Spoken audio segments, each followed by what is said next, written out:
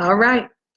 This is Sister Brooks. Good morning to you, but I also want to give you a little about 5 minute thought on the word Ziklag. As you know, I try to say good morning to you all every day, or at least give you a shout, a picture and whatnot.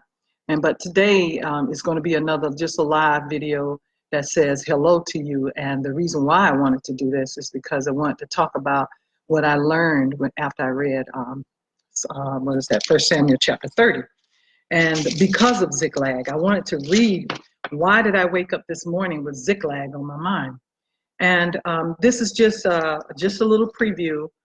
Well, I won't say preview, but this is just the thoughts that I got from reading Ziklag. And it was that this was a time when David and his warriors had left Ziklag, and they went out to do their little well, I won't say little, because when somebody put their life on the line, like our military members and our law enforcement officers, as well as the Secret Service and, people, when they put their lives on the line for their country, is not a little thing. And so for survival reasons, David and his men fought in battles. And when they went home, they had found that the Amalekites had gone there, raided the place, set it on fire, and took away their wives and children, and anything of value, they took it with them, and what wasn't valuable to them that they couldn't take with them, they burned. So David and his men, after they had cried all they could cry, then the men got angry with David and wanted to kill David. And so David was like, man, I got to go to church. So these are my thoughts, my words.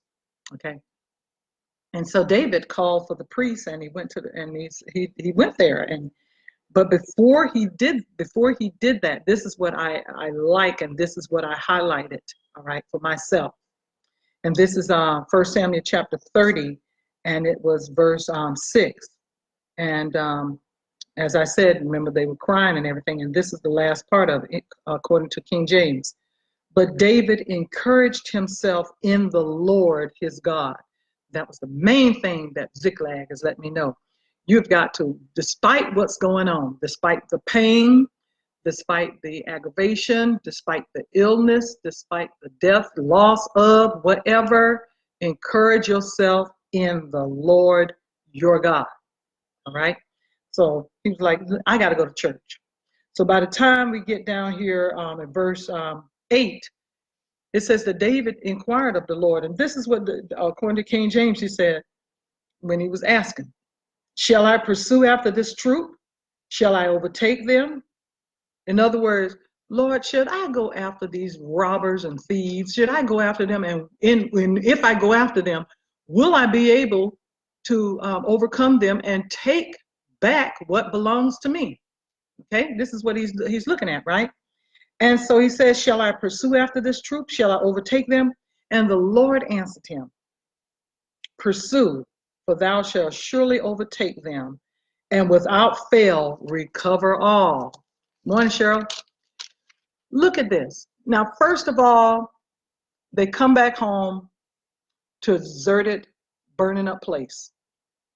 The men now want to kill David after everybody done cried. Everybody has lost everything. And everybody's crying. After they cried and everything, now they're mad at David and they want to kill David. All right? And David was like, I got to go to church. After he encouraged himself in the Lord his God. All right? So this was the meaning of Ziklag to me today. Then, as I went on down, they found an Egyptian whom his master had just discarded like trash. You can't work for me. Oh, well, hey, just die. And the man helped David and the troops to find. But before they got there, this is another thing that I learned. 200 of the men weren't able to go. They were just too tired. Look, we have been fighting with you. We don't have the energy. So we'll just stay here. So they left them. They left their own men. They left, some of their fighting men because they were too tired. After they got David and his men who was left, after they got to the Amalekites' camp,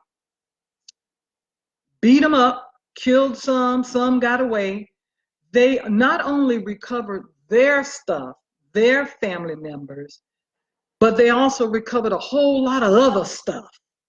And it's called spoils, okay? Yeah, man, we got our stuff, and then we got some stuff from some other people, and then we got what the Amalekites had brought for themselves. So in other words, they got their stuff back, but they got an abundance of it. And so the men that was there that fought with them, they were like, hey, man, after David gets his and after we get ours, we're gonna have a whole lot of stuff. And David was like, well, we got to share with the other men that stayed back. And it was like, no, they didn't fight with us. No, they're not going to get anything. And David made a rule right on the spot. David made a rule. And this is when we get down to verse 23. Verse 23. He says, I'm going to read it. You shall not do so, my brethren, with that which the Lord hath given us, who have preserved us and delivered the company that came against us into our hands. You can't do that. You can't say the other guys are not going to get anything. You can't do that. And it says, for who will hearken unto you in this manner? But as his part is that goeth down to the battle, so shall his part be that tarrieth by the stuff. They shall part alike. In other words, what he's saying, even though those guys back there, they weren't able to come to the battle with us, but they took care of the stuff that we had to leave back there with them, okay? In other words, say for instance, what if our family was back there? We would need to, if we had left somebody to protect them, maybe the Amalekites wouldn't have been able to overcome them and take them off. Maybe they would have gotten killed, who knows? But we can't just say that they're not going to get anything, is what David is telling them. We're going to share, and we're going to share alike. And then it says this. He says in verse 25, and it was so from the day forward that he made it a statute. He made it a rule and an ordinance for Israel unto this day. What did the commentary of this Bible says? And remember, if you remember, I'm in the Fire version, Fire Bible. That's what it says here. The commentary says this. David determined that those who remain at home to care faithfully for the warriors' supplies were to have equal share of the spoils of the battle. So it's the same thing, and then I'm going to paraphrase what he's saying about the missionaries. We have people who are missionaries, and they go out on the foreign field. That was what I had wanted to do, but unfortunately was not able. So what do? I give money so that the missionaries who are out there, even if it's $5, $10, it could stretch and be a blessing to the missionaries that's out there. They would be able to, that $5 or $10 that I gave them might be able to buy up a whole bunch of stuff.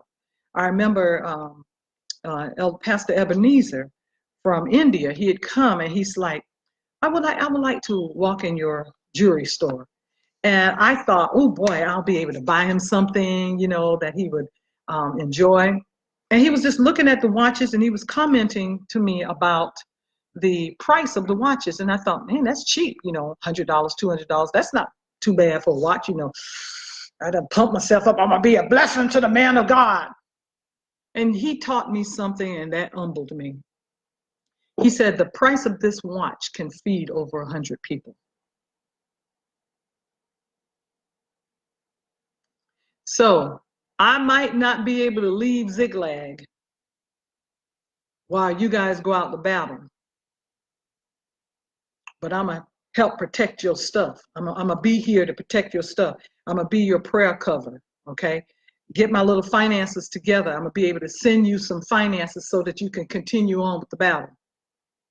That's what I got from Ziklag today. So I just wanted to share that with you today, and I pray that you got something from it. Sister Brooks out. Peace.